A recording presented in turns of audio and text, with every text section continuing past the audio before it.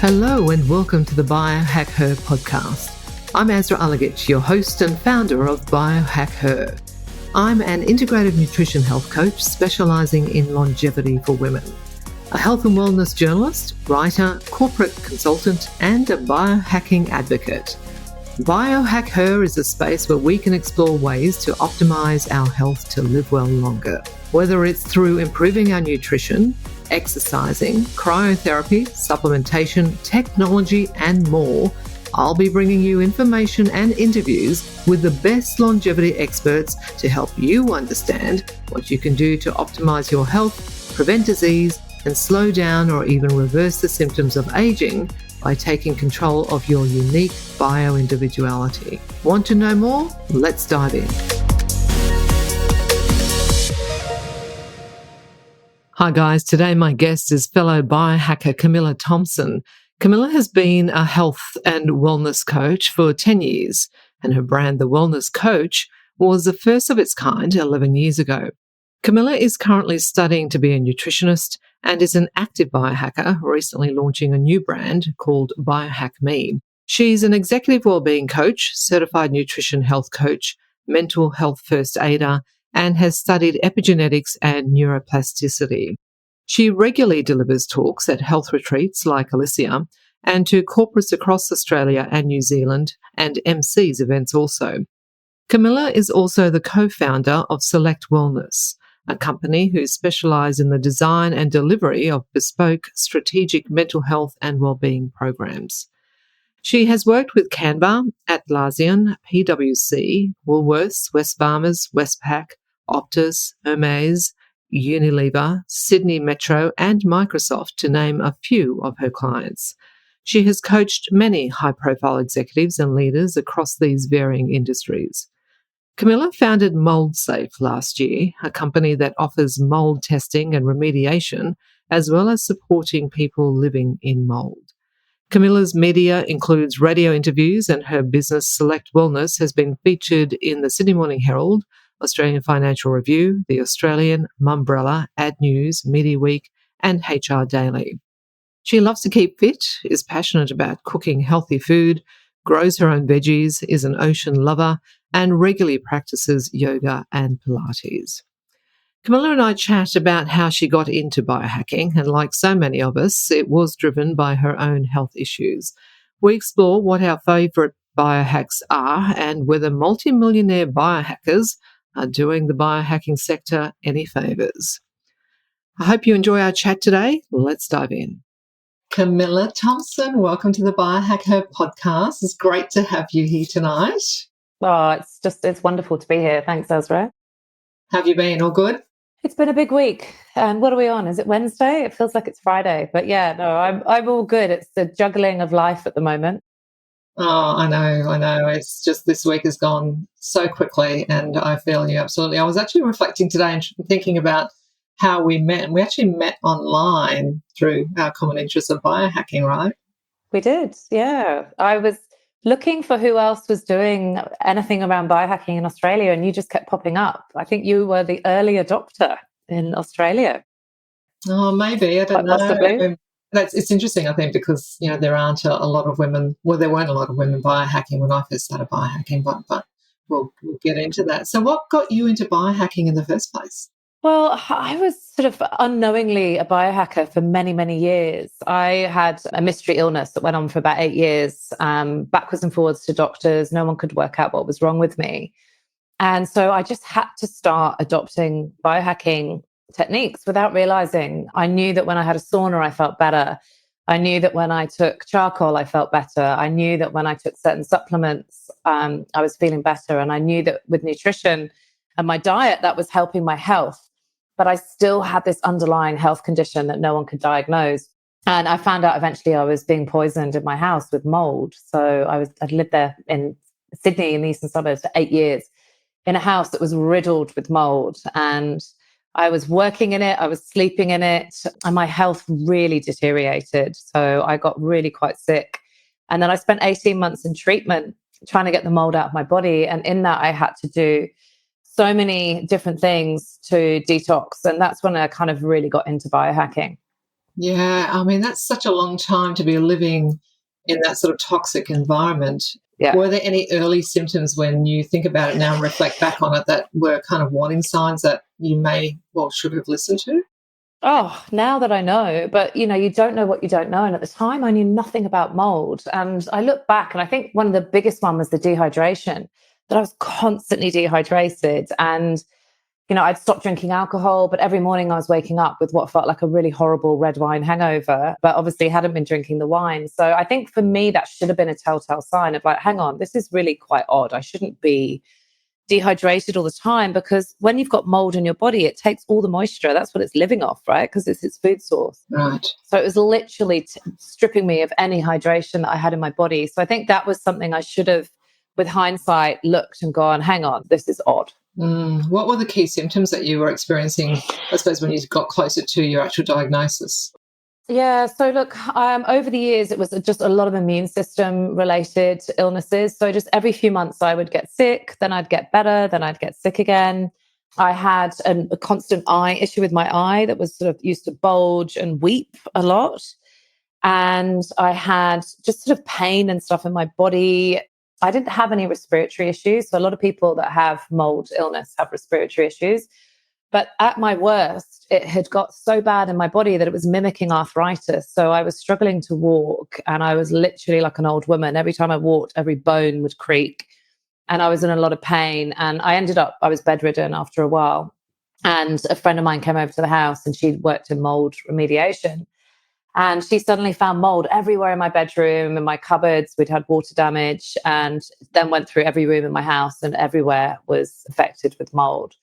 So yeah, my symptoms really varied. My mental health was not good, like anxiety. And we call it mold rage as well, where you just lose your temper a lot because your brain has been hijacked by mold. And I had it actually growing up inside my nose, something called marcons. So it was pretty bad. Like, I'm glad I got it when I did, because I've seen so many people with, a lot worse long-term conditions. But I have something called SIRS now for the rest of my life, which is chronic inflammation response syndrome. So that's when your body has been completely and utterly poisoned by mold, and it goes into an inflammatory response.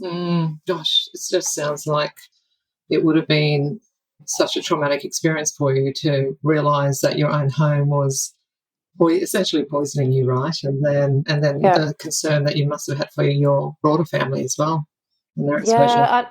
I think the problem with mold is that not everybody is impacted by it. So there's a specific gene, the HLA, DR, and DQ gene, which is part of the celiac family. And if you have that gene, it means you can't actually get rid of mold. You can't detox it. It just stays in your system, and it disrupts every single system in your body. So your hormones, your endocrine, your immune system, it really attacks, and your respiratory system. So funnily enough, my youngest son had the gene. My oldest son didn't have the gene, and neither did my husband. So they were fine. So that's why it's very hard to diagnose when there's 4 people in a house. 2 are sick, and my youngest son was occasionally sick, not sick all the time. So it's really hard to kind of gauge. Like, I look back now and think, why didn't I pick up the signs?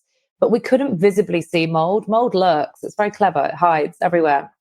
So it's very hard to find it. But eventually, yeah, within 24 hours, we had to leave our home. We lost all of our belongings. So our entire house was written off, and we had nowhere to live for 3 months. So we were just staying in sort of temporary accommodation. So it was pretty traumatic. I talk about PTMD, which is post-traumatic mold disorder. It's a thing. Anyone that's been through it will completely and utterly, agree with me. It's full on. So walk us through what you did in terms of hacking your body to get healthy again. Well, I bought an infrared sauna. So I had a sauna in my house, and I didn't realize at the time, but obviously that was helping the mold to detox and bind out of my body. It's just such an amazing way of doing it. I had it. I knew I felt good. So I had an infrared sauna at home. That was just an absolute non-negotiable for me. And I'd use that every other day. I actually went on this crazy bone broth detox for a week before I'd been diagnosed. And in that detox, I was taking all these really sort of random things and lotions and potions and bentonite clay and all sorts of stuff. And I started to feel so much better because I was taking binders without realizing it. Yeah. But yeah, so that really helped me to get better. So I tried so many different things. I saw so many different alternative practitioners. I did a lot of kinesiology. I saw naturopaths, but no one could really work out what was wrong with me. So I just kept trying different stuff. Felt a bit better, then I get worse again. So it was a lot of trial and error and experimentation of what worked. But things like charcoal were brilliant, but then I took too much of that and it upset my gut. So it's a difficult thing to go through because it's very personalized. Not everyone, some people will react really badly to different things. Yeah, we're also by individual right. And so what works for you might not work for me. And a lot of what you're saying tonight really resonates with me because a lot of those symptoms that you highlighted are so common with other autoimmune conditions. And I think that's where it can become really difficult to get a clear diagnosis of what's actually causing your illness. It can. And unfortunately, GPs just don't have any education around mold illness. It's not even recognized. So it's a real performance. You spend so much money, there's no Medicare rebates, and you're just trying to get a diagnosis. And I was lucky that I could afford to pay for appointments with functional doctors and naturopaths. Like a lot of people can't. There's so many people living with these conditions and they've got no way of getting help and getting better. So completely agree with you. And that's a really great segue into what your thoughts are on the state of health and wellness in Australia. I mean, we're seeing the rise of obesity, we're seeing the rise of heart disease, mental health issues. Do you feel that not enough is being done to help people who are feeling unwell? Do you feel that it's an access to healthcare issue? Or is it just a lack of knowledge or confusion around what to do if you are feeling unwell? I think it's a mixture of all of everything you said, Ezra. Like, I think we're in a crisis here. You know, particularly we look at what's happening in the US, but it's not too dissimilar to what's happening here in Australia. And, you know, there's nothing worse than seeing kids that are obese. It just breaks your heart because you wonder what their life is going to be like. But I think there is a lot of lack of education, but also it's a lot of these big companies, McDonald's, all these guys, they've got a lot to answer for. You know, their food is so cheap. Even in the supermarket the other day I was in and everything's discounted on the front. It's all cheap, half price. Anything healthy is the prices are jacked up. You know, the vegetables in the supermarkets are pretty much dead. There's not much life to them. And, you know, a lot of people don't have access to fresh food. You know, they don't have farmers markets and things like that. So I think, as we know, nutrition and diet is at the foundation of everything. And yeah, we're definitely in a crisis. Yeah, 100%. It always blows my mind every time I walk into a supermarket and I look at the absolute extent of processed foods compared to whole foods. It's just mind-blowing. And I kind of feel it's almost criminal. We're poisoning our community.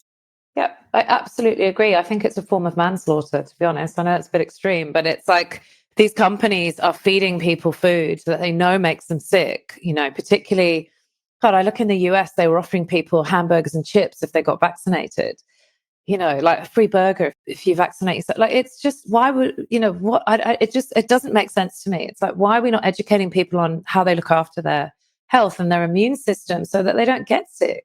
But that doesn't fit the agenda. Oh, we can't get too controversial here, but it doesn't fit the agenda of Big Pharma. Like, you know, we want people to be sick. We don't want them to be healthy, really. Let's be honest. Well, it doesn't pay to be healthy, right? So this is a problem that we're facing, and it's about trying to navigate through the politics of the various global health systems in order to be able to try to, you know, help people get better. I don't know if you actually saw, it just popped in my head, when you were mentioning some of the bigger food chains, like food chains, there was an image that was going around today, I think it was, of a McDonald's employee holding a dirty, wet mop. The mop. I've seen the memes as well. There's now mop burgers and It just blew my mind. I'm like, what on earth? Well, we have no idea what goes behind closed doors in those places. But I mean, I think the fact that the oil that they're frying the chips in is probably as disgusting as the mop. So I don't know it's no different, really. But yeah, no, I saw that too. Yeah. But it just goes to show, in terms of, yes, you're 100% right. Food's bad enough, but if they're starting to do things like that, then in terms of health and safety, then that's it just adds to it as well, I think. Well, what do you think of the biohacking world at the moment? So we're both biohackers. We've both been biohacking for some time. You mentioned earlier that, you know, you and I are probably in Australia some of the first female biohackers. And I know that when I first started biohacking it just seemed that it was being led by men. And that's why I set up Biohacker, because I wanted to, put a female, lens on it. Because sure, the likes of Dave Asprey, Ben Greenfield, Dr. Mark Hyman, Dr. Peter Attia, and so on, and they've all got wonderful, information to be able to provide to the broader community and tips and so on. But it's so male focused, and it has really grown a lot since I first started biohacking. Yeah, well. I can imagine. Changed a lot. So your thoughts? Yeah, look, I love the biohacking world. I think, I unknowingly have been doing it for so many years, but I've only just launched my brand in the last few months. I'm really excited. I know we're both heading to Dallas in a few weeks, next week, so excited to go to the 10th annual Biohacking Conference. So that's going to be amazing to check that out. But it is male dominated. I think like everything in health, it is always male dominated. Even a lot of the studies and the research trials are done on men, and then that advice is then given to women.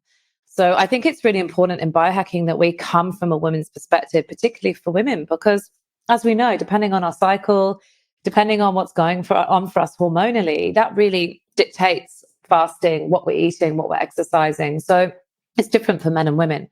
And I also think that, we need to be more aware of women's health and our bodies and what we're doing. I used to follow a lot of Dr. Libby Weaver's work. Years ago, I had a pretty full-on burnout working in my corporate days in media. And I remember reading The Rushing Women Syndrome, one of her books, and I was like, oh, this is me, every page. I was like, I am the rushing women. Like, that's exactly who I am.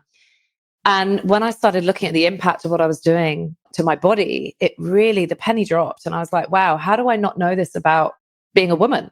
Like, there's not enough information for us. So I feel like we're in a great position as women in the biohacking space to really start influencing change and supporting women's health. So that excites me a lot. Yeah, I completely agree. It's interesting. What I find, though, is that when I start to talk to people around me, or even people that I newly meet, and they ask, what do you do? And I'm like, oh, well, I'm a behavioural change management specialist and organisational change in my corporate world. But, I've got this thing that I do. It's called biohacking, and they get this look of, puzzlement on their face, because it's not a common term, and people often think, well, what is that? And I've actually been said as well, oh, well, you do all that extreme stuff. You're really, really extreme in your health management. And it's not extreme. This is a common myth, I think, around biohacking. It is. And I think, and I don't think the media helps that, because I think there was an article a couple of weeks ago in the AFR here, or the SMH, one of the two, I think it was the AFR, about some billionaire in Melbourne who spent 700 grand on some stem cell treatment, and he's opening up a longevity center in Melbourne, which is amazing. Yeah. But I think what it does, it makes it unattainable for everyday people when we look at some of the biohacking techniques and things that people are doing in biohacking, because it's expensive. So I think for me personally, I really want to appeal to anybody that they can do biohacking on a budget. You don't need to be a millionaire to spend, or, you don't have to be doing anything too crazy. There's some really simple things that we can do to help optimize our health. And yeah, it can get a little bit too glitzy, and yeah. Well, I suppose Brian Johnson is probably one of the most high profile biohackers out there. I think he spent something like over 2 million last time I read, on hacking his body. He's got a whole medical team that monitors and tests everything that he does, and because that's such a high profile example, then in terms of the biohacking space, that's what gets the airtime, and then people look at that and think, oh, well, why would I want to do that? That's extreme. Yeah. And some of it is extreme, and I love Dave Asprey, but some of his stuff is extreme. The amount of supplements he takes a day is mental. Like, I can't remember how many it was. I was listening to his podcast the other day, and I was like, Dave, that is so many. When I was going through my mold detox, I was having to take so many tablets and pills and potions every day, and it's exhausting. And actually you get to the point of like, am I living my life here, or am I just trying to prolong a life? And I'm putting so much effort into this regime every day and this kind of rigidity around my health that do you stop living in a way? I mean, it's a big question, but I think it's finding that balance of like, yes, I'm supporting and doing everything I can to live a long, healthy, active life, but am I becoming obsessed? with health. There's, I think we go into orthorexia and stuff like that with, the obsession around clean eating. And I think, yeah, it's a thing. I think the biohacking thing can go that way too. It can get into obsessiveness. Yeah, I agree. I think, there are degrees of biohacking, and I think that you do what's right for you, and it can be quite simple to be able to ensure that you maintain your wellness. And I suppose, like you've highlighted, it depends on what you're trying to achieve through biohacking. Is it to live to 150, as some say that they're trying to do? Or is it, like for me, it's just about ensuring that I can live well longer, so that hopefully I can continue to, have my mobility, my cognition, my health right up to a ripe old age, and that I don't end up with a chronic illness or a cancer or something like that that's going to cause me pain and suffering in my latter years. And instead, the way I die is I'm going to go to sleep one night, and won't wake up the next morning, and that's it, So, but right up until that night, I've been dancing and traveling and doing all the things that I love and haven't been incapacitated as a result of chronic illness. I couldn't agree more. Like literally, you just took the words out of my mouth. That is my goal too.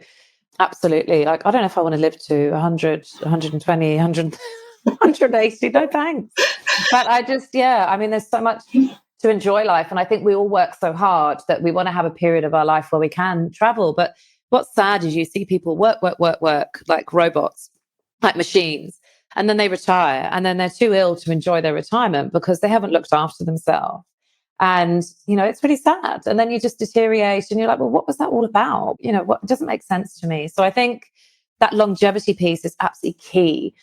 I think as a woman as well, from a hormonal perspective, and I know we've talked a bit about this, but, for women and our hormones are really understanding how that impacts our longevity, and how the brain and osteoporosis and our cognitive function, and women, we're so high risk for Alzheimer's, much more than men. And they're saying that's because of the estrogen, not having enough estrogen, because our brain needs the estrogen. So there's so much more science and research coming out now for women. I think it's such an amazing time for us, particularly as female biohackers, to really start educating and influencing people on what they can do. Well, influencing women, really.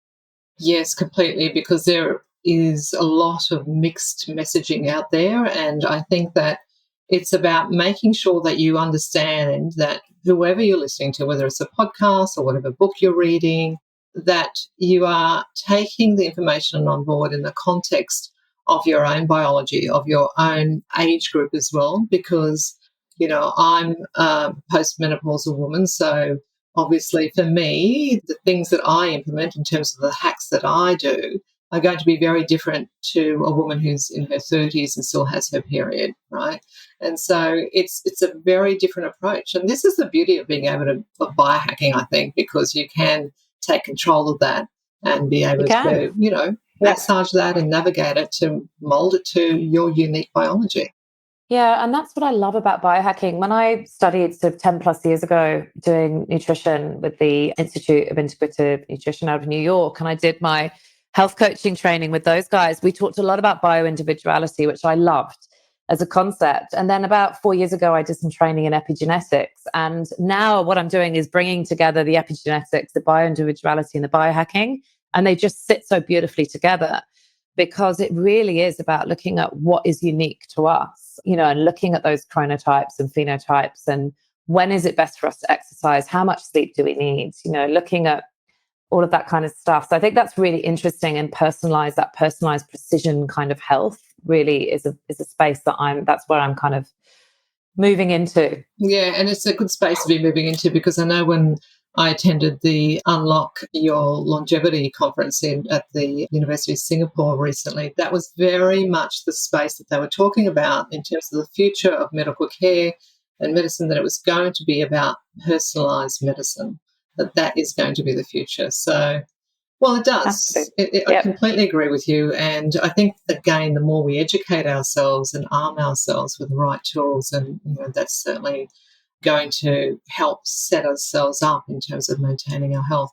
So tell me, what are your favourite biohacks? You know what? I was just literally thinking about that, and you asked me. We must have been subliminally tuning in then. So my number one favorite biohack is a hydration one, which is adding Celtic sea salt into my water. So every time I fill my water bottle up, I put a pinch of Celtic sea salt. That has been a life changer for me because I've always had dehydration issues because of the mold. It's just life changing. So I feel hydrated now. So our body is obviously made up of pretty much water and salt. We're like the ocean inside. And so when we actually put salt in our water, it opens up our cells so we're able to hydrate properly. So that's definitely one of my favorite biohacks. And it costs, I don't know, $20 and it lasts 3 months. Celtic sea salt, easy. Fasting, I'm a real fan of fasting. I intermittent fast. So I don't really eat past 7 o'clock at night. And then I'll sort of have something at about 11 o'clock. And I always eat savory breakfast now, sometimes. And I love, you've got your delicious granola. But I do, one of my favorite go-to breakfasts is definitely granola and coconut yogurt. Yum. I can't wait to try yours, actually. Oh, you must bring me some. I will definitely pop some in my suitcase. Yeah, that'd be great. Sauna, I love it. Infrared. I mean, it is just the best thing. I feel so good after that. I do that every other day. Cold showers, easy. I can't always do ice baths. And actually for women, it's not great to be doing ice baths all the time when we're in perimenopause and menopause.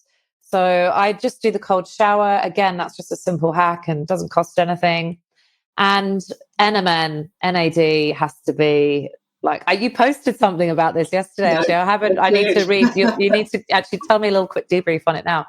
But that is a game changer. Last year, I just felt my brain, my cognitive function wasn't great.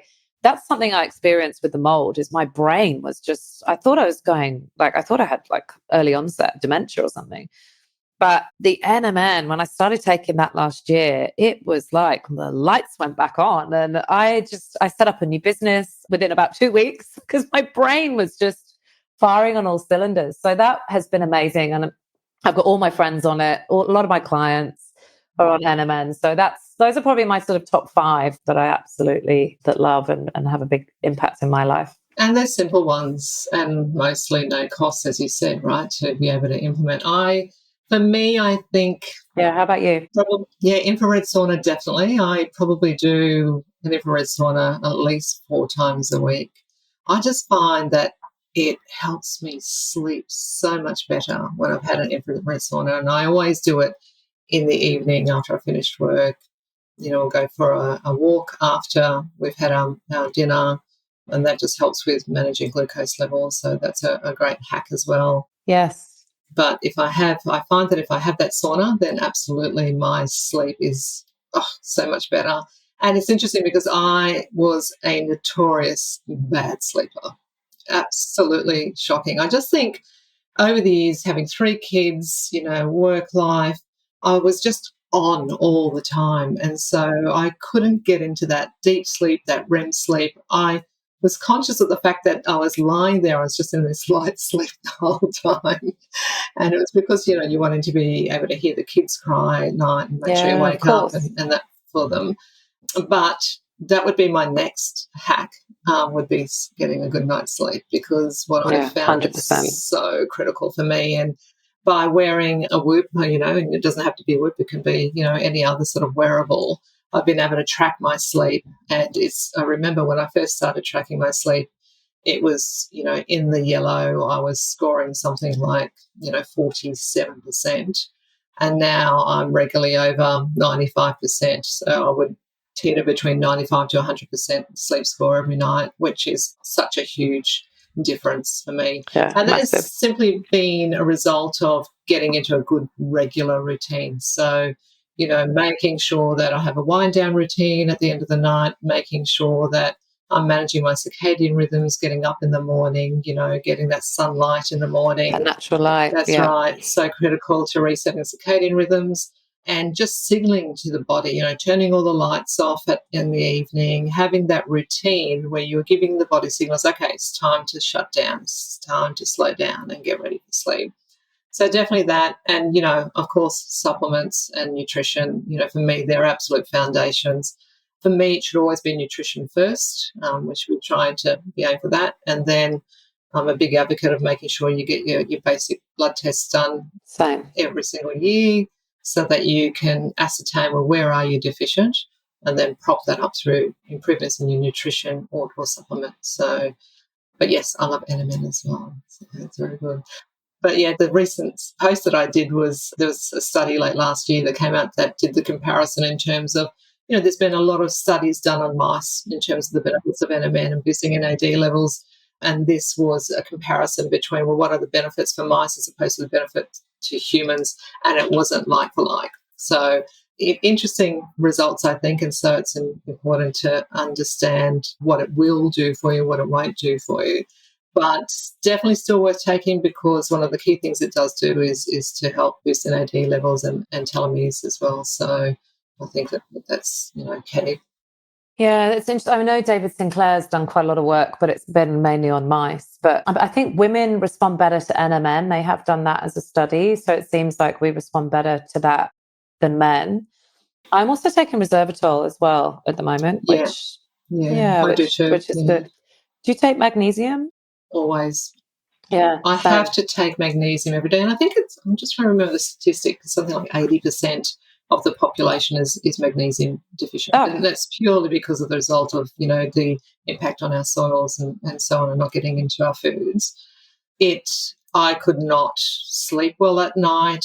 If I have not taken my magnesium for a couple of days, I end up with massive leg cramps that wake me up in the middle of the night. And yeah, it's definitely one of the supplements I have to take to be able to have a good night's sleep. Yeah, it is a wonder supplement. I think it's that over 600 functions in the body require magnesium, and we just can't get it. Like, I've had this conversation so many times with people who say, oh yeah, but I eat vegetables, I eat this, but you can't, the soil is so depleted, particularly in Australia, and we spray the crap out of everything. So you're not going to get what you need. I mean, magnesium changes people's lives. People that don't sleep through the night, I get them on a night magnesium powder, half an hour before bed. And people are like, I haven't slept like this in years or ever. So I think everyone should be taking magnesium, unless I have had a few clients where it's disrupted their cycle, taking magnesium. It's very unusual, or it's made them more alert.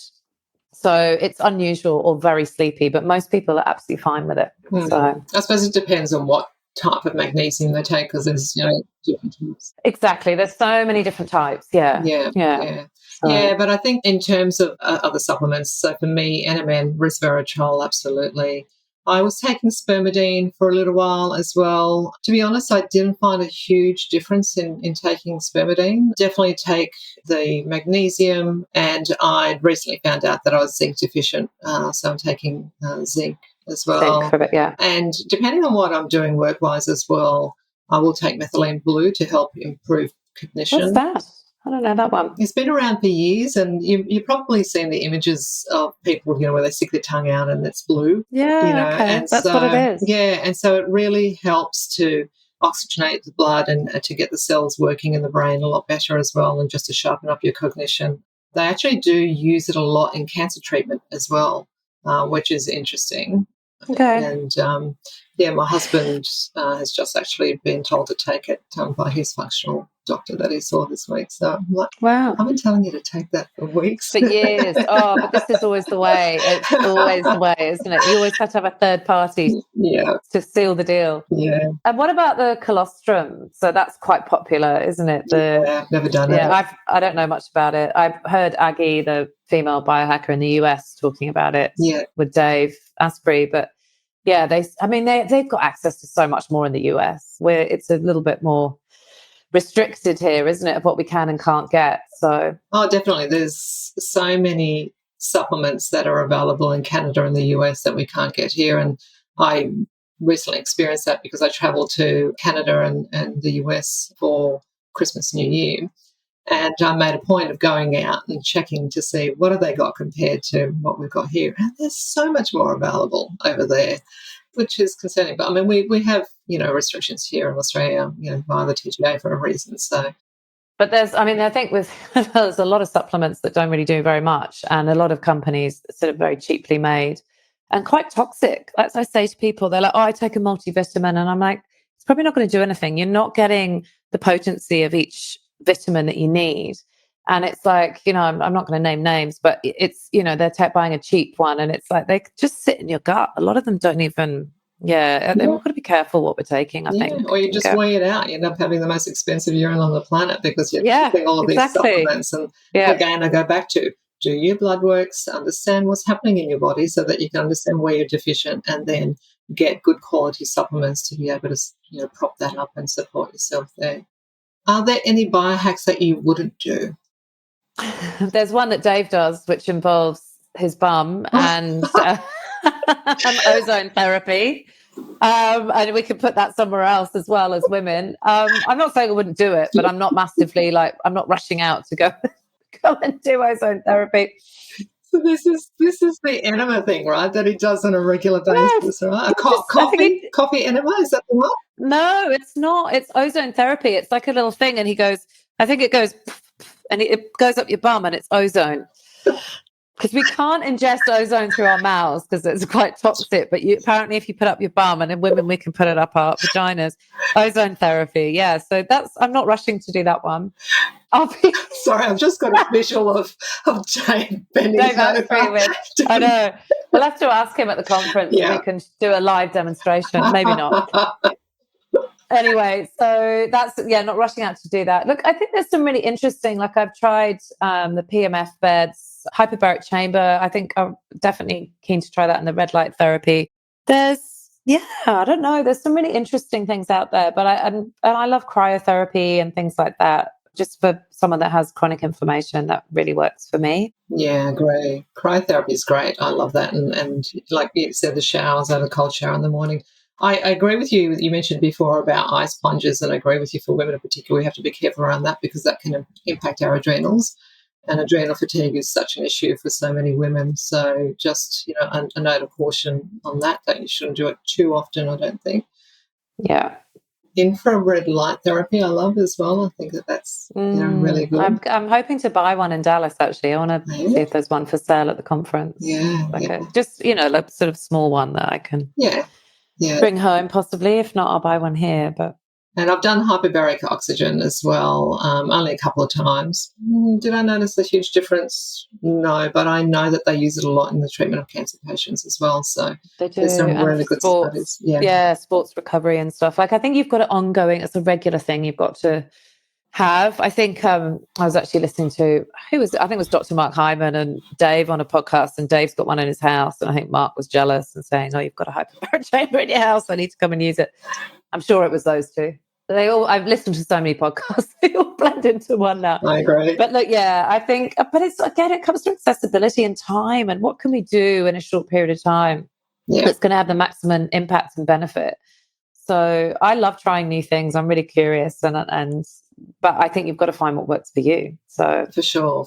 And I think when we go to the conference, hopefully we're going to have the opportunity to try some really, new hacks over there and look out some new technology because it's such a huge growth sector. It really is. Lots coming out.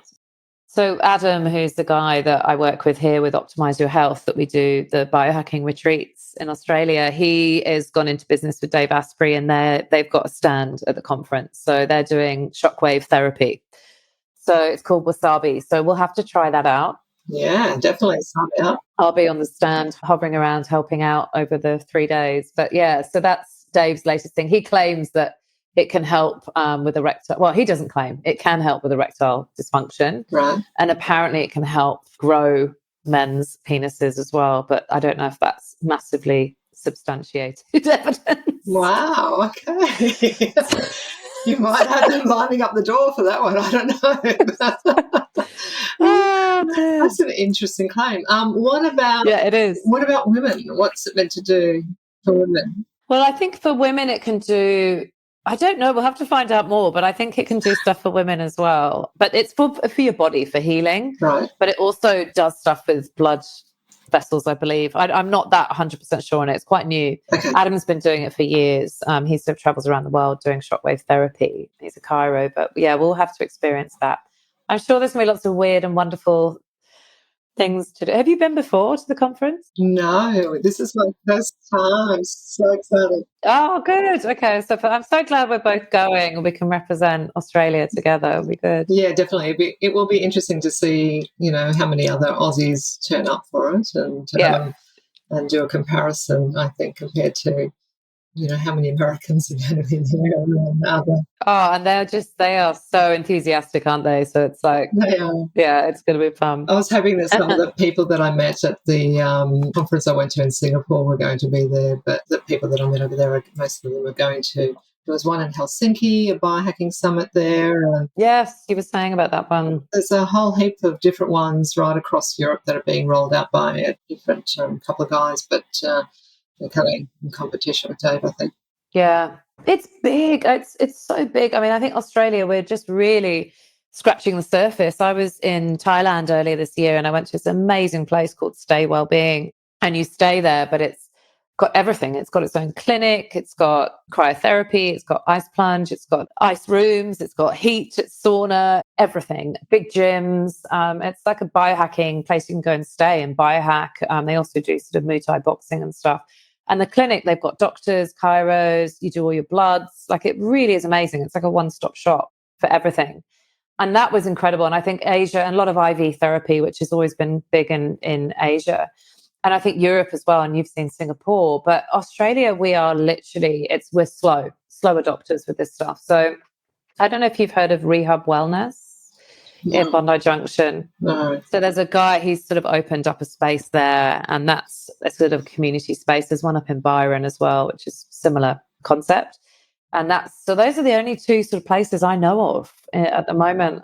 So yeah, it'd be great to open up one here on the Goldie. I think it would be great. It'll go so well on the Goldie because people have got the money as well. Like, I think where I am on the Central Coast, it could be hit and miss. Yeah, but I think the Gold Coast would. Yeah, there's one called Social Remedy, I think, in Byron, which you should check out. Just have a look at them online. And it's a community. What I love about the Social Remedy one, it's a community hub, and they've got like multiple ice baths, multiple saunas, big rooms, so you can go and sit. And this is what they had at this place in Thailand, like an onsen, where it's really community. I spent like 2 hours there in an evening just chatting to so many amazing people in saunas, and then we do the ice baths. And I love that. I love biohacking, bringing community together. Yes. I think that's really special. That in itself is a hack, right? Social connection. It is. Yeah. It is. Yeah, it absolutely is. So I think something for me that I'm passionate about in an area I really want to get into is biohacking your environment as well, and looking at, what's the quality of the air that we're living in our home, because the quality of our air is 4 times worse than outside. So what do you do? Have you got air filters? Are you set up? Yeah, look, I've had a system put in. I mean, because of the mould over the years, I've had to have sort of quite a lot of different machines. I've got ones that sort of purify the air, that filter out mould spores. So just that the quality of our air, the water that we're drinking, when you look at where the tanks that water is stored in and the amount of chlorine and horrible chemicals that get put in there, I think making sure that we're drinking quality filtered water, and just our environment's so important. So I think looking at that as a biohack for me, and that living more of a low tox life, right? So particularly as women, because we're exposed to so many chemicals every day and they just disrupt everything. So I think, it's a big focus for me. Yeah, it's a good point. I must admit, I haven't really looked at air quality. I'm very focused on water quality at the moment. I've got a hydrogen water bottle, and I buy my water and then I put it through my hydrogen water bottle as well. And so that's the water that I drink. But certainly, I think, we've sold this place recently, so we're going to be moving, and I think in the next place I want to get a water filtration system put out. I've heard that you can get them at the water entry point into the home. So that's what I have. Yeah, I have that. It's amazing. So I've got a whole house water filter. So our showers, our baths, everything's filtered. And then I have reverse osmosis on my sink. So it's sort of double, triple filtered through. But it's so important. I don't think people realize the amount of toxins we're being exposed to. And that's why there's so much illness. It's diet and environment. So completely agree. I've been going through a process of looking at all of my cosmetic products as well to try and get rid of all of the ones that, have got the nasties in them and replace them, over time. Yeah. I mean, it's an expensive process to do because, you don't necessarily have the awareness. Certain products, you go and buy them, you think, oh, this is meant to be great, but you don't often stop and think, well, what's in this product? What's in this foundation? What's in this lipstick? I know. Has it got nasties in it? And is my body absorbing this? And what's that going to do in the long term in terms of the buildup of those toxins into your body. So have you heard of that app? It's called Yes, Yuki. the carrot. The The carrot. carrot. I was going to suggest it to you. Yeah. Yes, the carrot. No, it's brilliant. And it's quite frightening at times, actually, because often, there's an amazing sunscreen brand that I buy. I'm not going to name it, but and it is amazing, and I'm still using it because I love it. And it is low tox and it's naturally made. But when you go onto that app, it doesn't give it the best rating, but it's much better than any other sunscreen. I mean, that's another thing. People are lathering themselves with sunscreen. They're not getting enough vitamin D, and they're coming out of water. Their pores are open and they're putting this chemical shitstorm of products into them, these sunscreens. And I truly believe that's why we've got such a high risk of, higher of skin cancer, is because of all the creams that we're putting on ourselves. It's not the sun.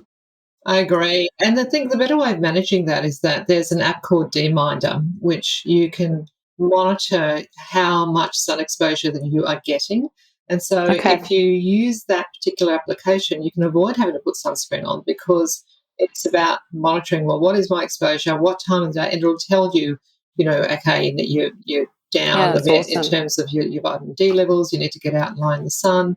Okay, lie on your back for 20 minutes, flip over, lie on your back for another 20 minutes, whatever it might be. Okay, you're right to go, and, and do that. Yeah, so that's awesome. That's a really great, piece of new technology that can help you manage that as well, I think. So this is where new technology does have a role to play, doesn't it? It's amazing. Exactly. It totally does. And I think it's interesting. I mean, I've got a chemical sensitivity issue off the back of the mold, so I can't wear everything has to be natural. My perfumes, my products, everything I put on my skin, because I get really sensitive.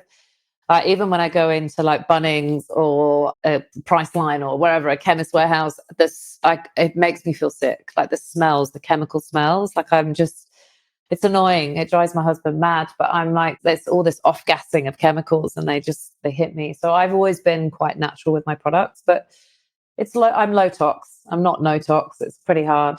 So yeah, it's hard to avoid, but that's why you implement things in terms of the biohacks that we do, but also nutrition as well, which is, let's talk about nutrition. There's so many options out there. You've got, you can be a vegetarian, you can be a vegan, you can do the paleo diet, there's ancestral eating. It can get bloody confusing. No wonder people are saying, I have so many clients saying to me, just tell me what I should eat, because I have no idea what I should be eating. I'm so confused. Eat real food. It's simple. Honestly, it's so overwhelming, and there's so much misinformation out there. But balanced diet, eat real food, eat protein with every meal, good quality. I think Dr. Mark Hyman came up with qualitarian, be a qualitarian, and I'm a real advocate of that. It's like, what is the quality of what you're eating? Where have your eggs come from? Where has your meat come from? Where have your vegetables come from? How are they sprayed? Have they got chemicals? Have they got nitrates? What are you consuming? So I think the quality of what we consume is number one. That's what's important. And not eating out of packets, like I will so rarely eat out of a packet, very rarely. We just need to eat real food from its natural source, from local, support local. I think, I love my vegetables. I love meat, but I eat really good quality meat. I think as women, as we get older, we really need to focus on protein. I have a few friends who are vegan. They're not particularly healthy. I just don't know if it works for people, but for some people it does. Yeah, I agree. Obviously I'm a whole food advocate because of my granola, but you mentioned earlier about when you go into the supermarket and you buy, fruit and veg there, and it's already, depleted of any of its nutrients because it's been transported however many thousands of kilometres. It's been sitting in a freezer for X number of days, and then they put it out on the shelf for us to buy. Yeah. Which is why if you can try to get access to a farmer's market, as you said, and then try and eat that produce as quickly as possible, then you've got the nutrients in that produce that you purchase, but also organic where possible as well. So, they're avoiding the dirty dozen, as well, and making sure that we're at least trying to buy organic for those dirty dozen as an absolute minimum. I think we should be trying to do that. Yeah. Or spray free, I think it's, and it's an access thing for people as well, but also grow your own. Like, it's not, if you've got a bit of space, you can grow some of your own veggies. I think the more that we start growing more of our own stuff, the better, because it is getting expensive as now. And also the weather, like when there's these big storms and then the price of cauliflower goes up to about $9 a cauliflower and you're like, ah.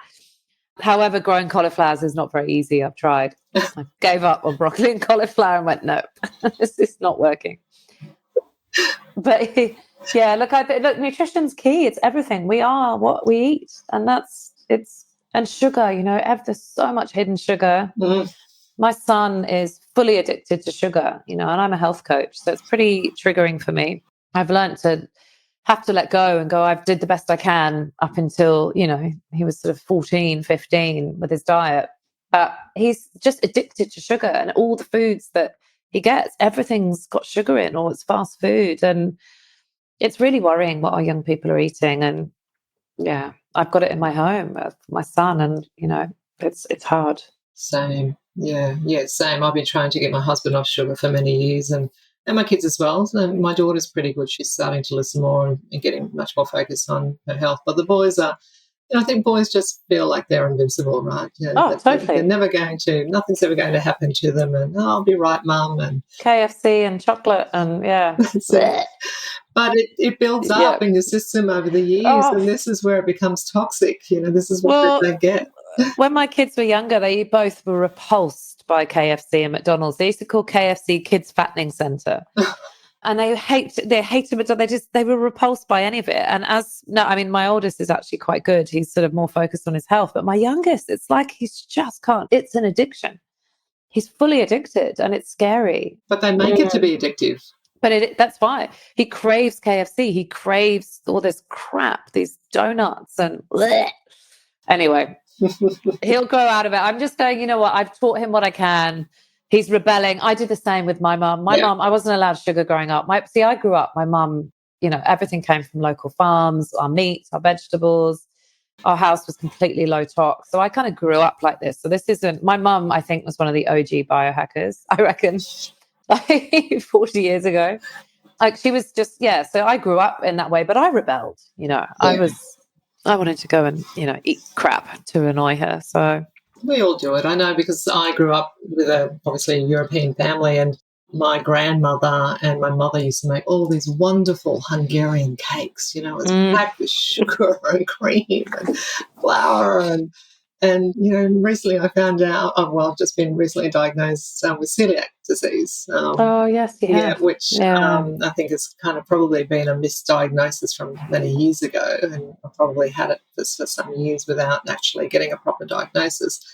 But I think back to all of those cakes that I ate when I was younger, and how that contributed to my gut health issues. That the build-up. Yeah, for sure. Yeah. And contributed to, the illnesses that I ended up with, the autoimmune, the chronic fatigue, all of that completely contributed to all of that. So it's worthwhile considering. For younger people, I think it's worthwhile considering the long-term impact that what you're eating today, while you might think it's okay, it's not going to impact you, and your body might not have a reaction to it right now. It's about the build-up of that toxicity in your body over the years, and what it will do to you when you get into your 50s. 100%. Yeah.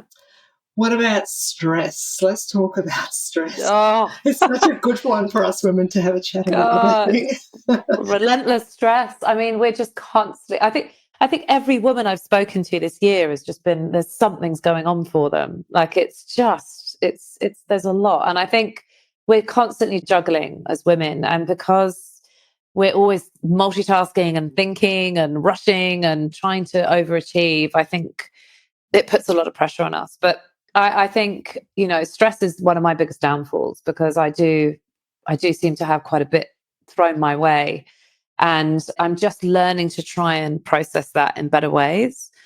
But it's definitely the one thing that, and I'm a coach, and I coach people on how to manage stress. But unfortunately, like the cobbler, there's kids' shoes got holes in them. I am not amazing at managing stress. Like sometimes I'm good and sometimes I'm not. But it's a big load on us. So what do you do to manage stress? So I think for me, exercise is key. So just moving my body, I have to move my body every day. Listening to music helps me to sort of de-stress. breaks, and just breath work, yoga. Really, I need to do more of that. I can be quite yang, so I need to get more of that yin in my life, particularly when I've got stress going on. But yeah, I think so. Breath work for me is really key for just trying to regulate my nervous system when I'm stressed, and exercise and diet, and just, yeah, I think also control for me, being in a routine and rhythms helps me manage my stress. When I'm out of a rhythm, then I get quite overwhelmed. Yes, I'm hearing you, and that resonates with me because my body reacts the same way. If I put too much on my plate, I do start to become very unbalanced, very ungrounded. And, I have to take steps to be able to just go woosah and just, calm down and, just Yeah. rebalance myself. You mentioned earlier the Russian woman syndrome. Mm-hmm. Hands up, that's me. And, I think it is, symptomatic of being a woman, because I don't know about you, but over the years, if I reflect how I've lived my life, I've given so much of myself to my family, to my kids, and we're always putting our families first, and we don't tend to put ourselves first. We don't tend to put our own self-nurturing, our own self-care first. And we have this sort of martyrdom of selflessness. And I think that being selfless was so 80s. And now, we need to have a revolution and really, becoming selfish so that we put ourselves first, because without our own health, we're not any good to anyone else. No, exactly. Yeah. I always get my clients, especially women, put yourself at the top of your to-do list. Yeah. That we're normally always at the bottom. When I got burnt out and very sick and ended up in hospital and almost died with sepsis after just kept going to work and just completely burnt out. And I read the Russian women syndrome in hospital. I just suddenly went, what have I been doing? And from that day on, I was like, I am the number one priority. Every morning I wake up, it's what do I need before I think about anyone else? Because it's not sustainable to keep living like that. The ocean's massive for me for a de-stressor. So just walking on the beach and just listening to the waves, being even nature gazing, just those are kind of things I use to de-stress. But I am still a rushing woman. Like I'm always like today has been nuts. Like I've had 5 or 6 clients. I had to get my son to TAFE. Then I had to do something else. Then I was doing, then I had to quickly go to the shops and get some food. And I was just like, it's like crazy what I'm packing into a day. And then weekends for me, I really have to have downtime. So that's when I'm absolutely like, this is time to decompress. Like I can't give too much of myself at weekends anymore. Yeah, I agree. For me, I try to get my exercise out of the way in the mornings, because I notice that if I don't get it done in the mornings, I won't get it done at all. Having said that, I always like to take the dog outside for a walk in the afternoons. I've, finished all my meetings, wrap it all up. And then the minute I walk out the front door and just experience breathing in some fresh air and, looking at the trees and walking barefoot on the grass, the ground, it is just like so balancing, and just you can just feel the stress washing off, and agree, walks on the beach. I do that mostly on the weekends because I can't get down to the beach during the week. What else do I do? For me, doing things like horse riding is a form of meditation for me. I'm a horse rider, so yeah, I go my sister is. Is she? Yeah. I mean, they're so healing. They're such healing creatures. Even having a hug with your dog, like that regularly, it really helps me. Yeah. Oh, the cat. Like, I'm a Okay. cat. I've got cats, but yeah, that calms me down. Yeah. Yeah. There's so many options. All There right. is. So we are both flying out to the Biohacking Conference in Dallas, Yeah, which is super exciting. Wrapping up, what are you most looking forward to at the conference? Oh, goodness. Well, Dr. Joe Dispenza. I'd love that man. And I think Dr. Will Cole's just been, he's fantastic. Gabby, I've seen Gabby Bernstein in Sydney, but she's fabulous. Peter Crone, these are people that I have followed, watched, I share everything they do with my clients. So to actually go and see them and listen to them, and yeah, it's going to be amazing. And I can't wait to meet Dave Asprey, because that's going to be funny, because he's just such a character. It's hilarious. How about you? Yeah, I agree. I think, we've got to meet the godfather of biohacking, as he's called, Dave. Yes. He definitely is the godfather. I just love him because he's so controversial, Yeah. Just some of the stuff he comes out with. He doesn't give a shit. No. Which is a good place to be, Good for him. Good on him. But yes, I love Dr. Will Cole because I just think he is an absolute wealth of information around nutrition. I'm a huge fan of his. But I'm also really excited about looking at, what are the new hacks? What's the new technology that's out there? And looking at bringing that back here to Australia that we can share. So we are going to do that, aren't we? We're going to come back. We are. And so Biohack Her pod listeners, look out for that one because Camilla and I will circle back after the Biohacking Conference in Dallas and we'll do a complete debrief on what our thoughts were for that conference and what we loved, what we didn't, what escapades we got up to. Are you going to the dance party? Of course. The Space Cowboy dance. What are you going to wear? I jumped online to Shein and bought a whole heap of silver sequin stuff. So that's what. Is that for the cowboy? Okay, so right. Well, that's a good heads up. I didn't even see the cowboy party. When is that? Oh, did you? Yeah, so that's the Saturday night. It's going to be on the Saturday night. Saturday night. So Space Cowboy is the theme. So okay, I feel like I'm flying out Saturday night. Oh, I better check my flights. Yeah. Anyway. Okay, we'll check out. All right. That. One more question for you before I let you go. What does living well longer mean to you? Oh, living well longer. For me, it's, I think what you talked about earlier, you really articulated it so well, but just that being independent and strong and of sound mind, like not losing my marbles and just being strong so I can still walk up mountains when I'm 70 and 80 and still do yoga. I think for me, that's my goal. I want to be really active, but I want my mind to also be fresh. Yeah, completely agree. All right, Camilla, thanks so much for your time tonight. Thanks so much. It was so lovely to talk. Yeah, likewise. It's so great to have you here, and I'll catch you in Dallas very soon. See you in Dallas, y'all. Yeah. All right. See ya. Bye. Well, that's a wrap for today's podcast. Thank you for tuning in. And if you'd like to learn more about biohacking, go ahead and sign up on my website at www.biohack-her.com to get a free copy of my 5 top biohacks to get you kick-started. While you're there, you can also check out my blog page for more tips on biohacking. If you'd like to subscribe to this podcast, you can do so on Apple, Spotify, and Google Play. Let us know if there's anyone you'd like us to talk to in particular, and we'll endeavour to get them on the podcast. Until next time, remember to live well longer.